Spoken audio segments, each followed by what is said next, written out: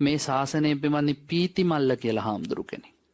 පීතිමල්ල හාමුදුරන්ගේ කතාව එහෙම දීර්ඝ වශයෙන් කියවන්න මං කෙටියෙන් කියන්නේ. පීතිමල්ල හාමුදුරුව සක්මනින්ම තමයි භාවනා කරන්නේ. සක්මන් කරලා අන්තිමට උන්වහන්සේට ඇවිද ගන්න බෑ, කකුල් පුපුරලා මහ වේදනාව.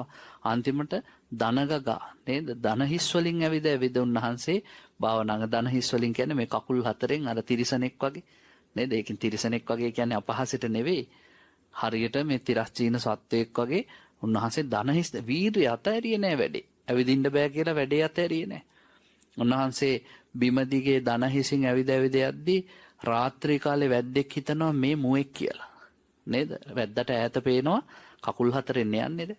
ඒ පාර සැතකින් ගහනවා. පිහියකින් දමලා ගහනවා. සැත ඇවුනා අපේ පීතිමල්ල හාමුදුරන්ගේ ඇඟේ. හැබැයි පීතිමල්ල හාමුදුරුව මේ වේදනාව යටපත් කරගෙන ආයුධයවත් ගලවන්නේ නැතුව ගල් තලාවක් උඩ වාඩි වෙලා වීරිය වඩලා රහතන් වහන්සේ නමක් බවට පත් වුණා. ඔන්න වීරියේ තියෙන ස්වභාවය.